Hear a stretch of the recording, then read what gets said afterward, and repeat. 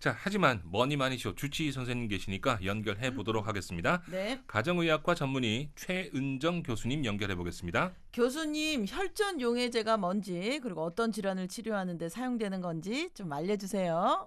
네, 머니마니쇼 청취자 여러분, 오늘은 혈전용해제가 무엇인지 알려드릴게요.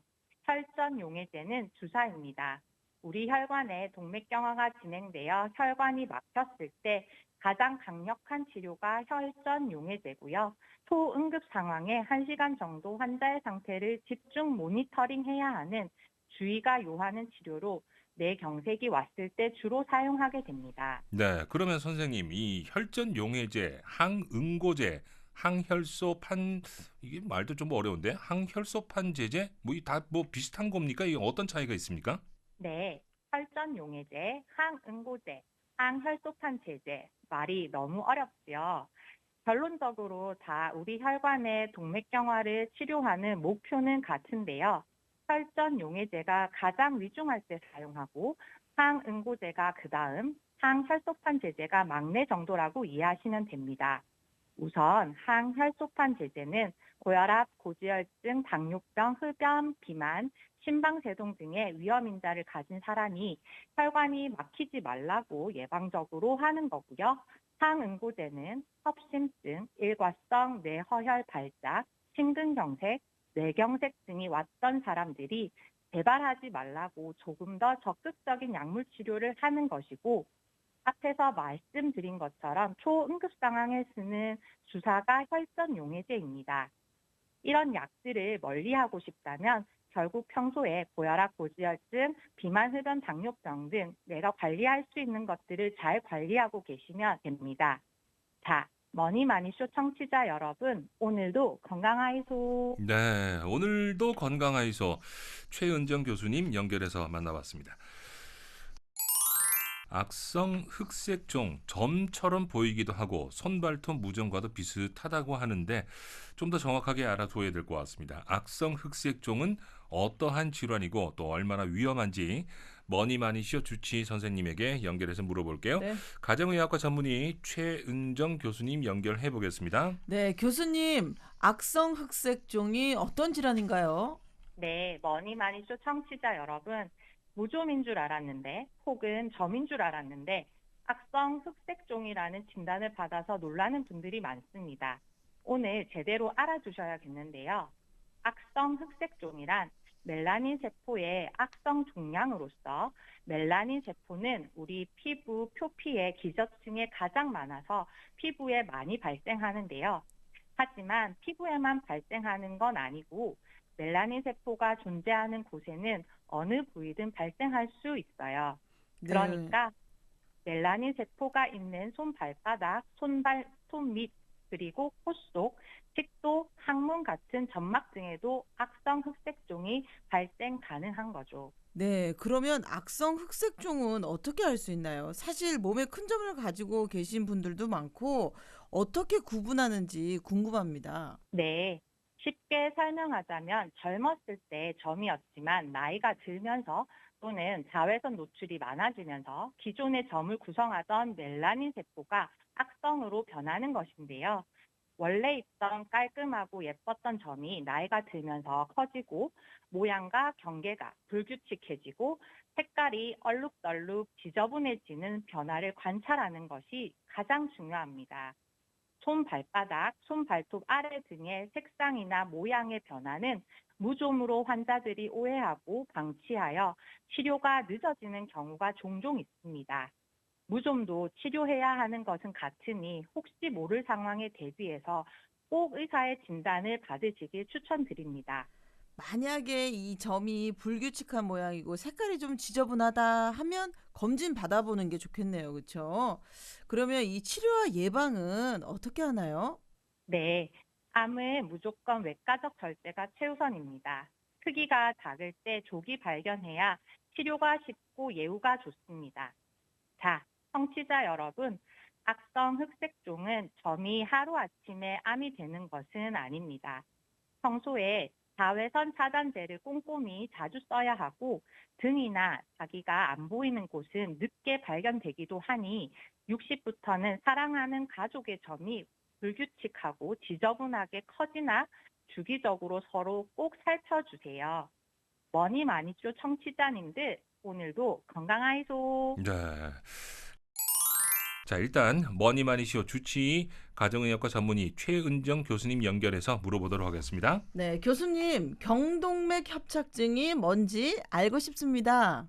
네, 머니 많이쇼 청취자 여러분, 오늘은 경동맥 협착증에 대해 알려드릴게요. 경동맥은 우리 목에 있는 상대적으로 큰 혈관으로 뇌혈관으로 가는 입구라고 할 수 있는데요. 그 혈관이 좁아지고 딱딱해지는 것이 바로 경동맥 협착증입니다. 그렇군요. 그렇다면 교수님, 경동맥 협착증 조기 검진이 필요하다 싶으면 검사 방법은 어떻게 되나요? 네, 경동맥 검진에 왜 필요한지부터 알아볼까요? 뇌혈관은 두꺼운 두개골 아래에 있어서 초음파 등으로는 확인이 어렵기 때문에 뇌혈관 CT나 MRI를 찍어야만 하지만 목의 피부 아래에 있는 이 경동맥은 초음파로 검사하는 것이 아주 수월합니다. 경동맥 혈관은 뇌로 가면서 작은 분지들로 혈관이 나누어지기 때문에 경동맥의 상태는 뇌혈관 상태를 짐작해 할 수 있는데요. 큰 경동맥 혈관에 협착증이 있다면 더 작은 뇌혈관에도 협착증이 있을 수 있고 그건 뇌졸중의 위험이 높은 것이므로 뇌혈관 상태를 짐작해 보기 위해서 경동맥 초음파를 하는 것입니다. 네. 자, 그러면 경동맥 협착증은 치료를 어떻게 하는지 치료 방법도 궁금합니다, 교수님. 네, 실제로 경동맥은 큰 혈관이라서 경동맥 협착증이 진행되더라도 경동맥이 완전히 막히기는 어려워 경동맥을 직접 치료해야 할 일은 거의 없고요.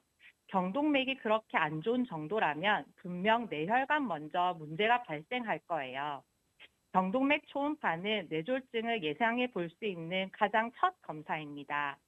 이전 방송에서 여러 번 말씀드렸지만 혈관 협착의 중요한 5가지, 고혈압, 고지혈증, 당뇨병, 비만, 흡연 관리 꼭 하시고 경동맥 초음파를 주기적으로 검진 받으시면 뇌졸중 예방 가능합니다.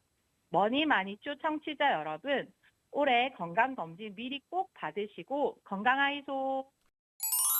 근데 우선은 이 인공관절 수술에 대한 정확한 정보는 어떤 건지 우리가 짤막하게나마 또 답변을 들어봐야 될 것 같습니다. 네, 머니마니쇼 주치의 가정의학과 전문의 최은정 교수님 연결해 보겠습니다. 네, 교수님, 무릎에 하는 인공관절 수술 언제 필요한 거고 어떤 수술인지 알려주세요. 네, 머니 마니쇼 청취자 여러분, 누구나 나이가 들면 관절을 오래 쓴 것이니 오래 쓴 물건이 닳듯이 우리 관절도 닳고 닳아서 마모되고요. 그 마모된 관절은 이전처럼 기능을 할 수 없게 되고 통증을 유발하게 됩니다. 이것을 우리는 퇴행성 관절염이라고 하고 1에서 4단계까지 진행됩니다. 4단계가 되면 더 이상 약물 치료나 주사로는 조절이 안 되는 통증과 일상생활의 불편함으로 인공관절 수술을 하게 되는 거죠. 그렇다면 무릎에 인공관절 수술을 하면 회복 기간은 오래 걸리나요? 재활 기간은 어떻게 됩니까? 네. 무릎 인공관절 수술은 부분 치안술과 전 치안술로 크게 나눌 수 있는데요. 부분 치안술은 쉽게 말하자면 무릎 반만 인공관절로 바꾸는 수술입니다. 보통 안쪽에 퇴행 정도가 심한 사람이 많아 내측 관절에 적용되는 경우가 많고 무릎 전체가 퇴행이 심하면 전체를 인공관절로 치환하는 전치환술이 필요합니다. 부분 치환술은 전 치환술에 비해 수술 범위가 작으니 회복도 빠르고 술 후 통증도 작은 편입니다.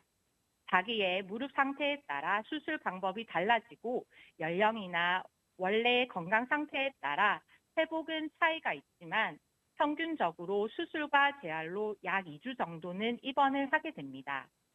청취자 여러분, 무릎 관절 건강은 비만하지 않은 체중과 허벅지 근육이 가장 중요합니다.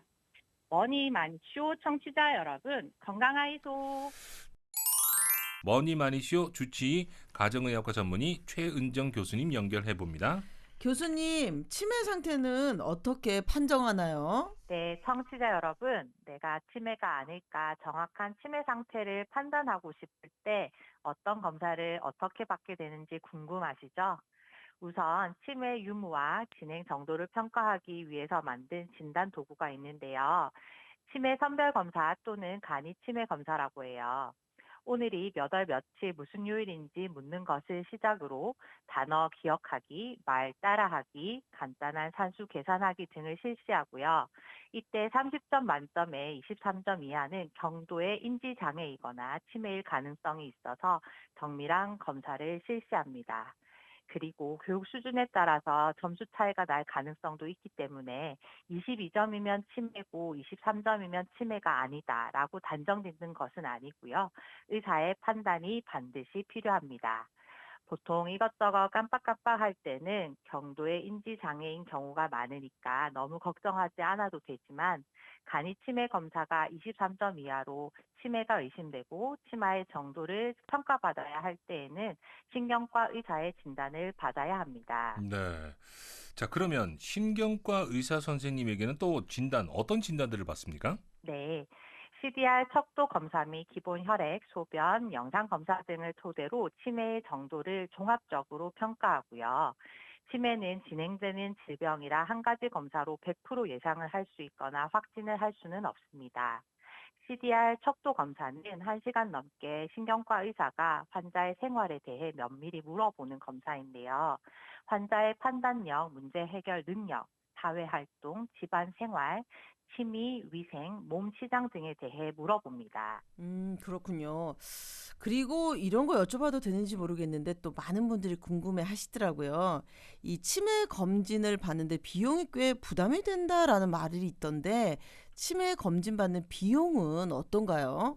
네, 앞에서 말씀드린 CDR 척도 등은 전혀 비싸지 않지만 사람에 따라서 혈관성 치매가 의심되어서 MRI를 촬영하게 되면 그 영상 검사 비용이 좀 나올 수는 있습니다. 문진을 통해서 뇌 종양, 뇌출혈 등의 증상으로 치매 성향을 보일 수도 있기 때문에 감별이 필요할 때는 찍어야 하고 최근에 나온 아밀로이드 PET-CT는 치매의 원인이 되는 아밀로이드가 얼마나 뇌에 쌓여 있나 보는 검사이고 이 역시 비용은 좀 나옵니다. 음, 자, 그러면 교수님, 치매를 잘 치료하면 상태가 호전될 수가 있습니까? 네, 치매는 치료로 진행을 늦출 수는 있습니다. 자기가 맨날 하던 것은 익숙해서 뇌를 활성화시키지 못합니다. 수학자가 맨날 풀던 어려운 수학을 푸는 것도 치매에 크게 도움이 안 되는 것이지요. 새로운 것을 배우고 익힐 때 뇌가 가장 활성화가 됩니다.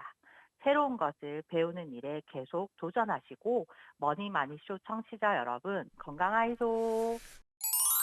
자, 그러면 일단 전립선 비대증은 어떤 질환인지 그리고 항상 우리 건강을 챙겨주시는 이 머니마니쇼 주치의 선생님에게 좀 여쭤보고 나서 그리고 오늘 사연 다시 들어가 보도록 하겠습니다.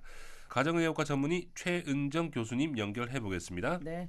교수님, 전립선 비대증이 어떤 질병인가요? 네, 머니마니쇼 건강주치 최은정입니다. 오늘은 전립선 비대증이 궁금하시다고요? 전립선 비대증은 나이가 들면 얼굴에 주름이 생기듯이 남자들은 모두 전립선이 커집니다. 젊을 때는 호두 크기로 20cc 정도 되지만 나이가 들어서 대개 30cc 이상이 되면 전립선 비대증이 시작되었다고 볼 수 있습니다. 자, 그러면 교수님, 그 전립선 비대증은 어떻게 치료를 받으면 되는지 치료 방법이 무척 궁금합니다. 어떻습니까? 네, 옛날에는 전립선이 크고 작은 것이 중요하다고 생각했지만 요즘에는 lower urinary tract symptom 또는 RUTS라고 하며 교수님 잠깐만요. 뭐라고요? 러치요? lower urinary tract 네. symptom이라고 합니다. 예, 굉장히 네, 어렵습니다. 줄여서 뭐라고요? 러치요? RUTS라고 하기도 네, 하고요. 네. 한국말로는 하부 요로계 증상이라고 합니다. 하부 요로계 증상은 자주 보는 빈뇨, 밤에 일어나는 야간뇨, 남은 것 같은 잔뇨감 등이 대표적입니다.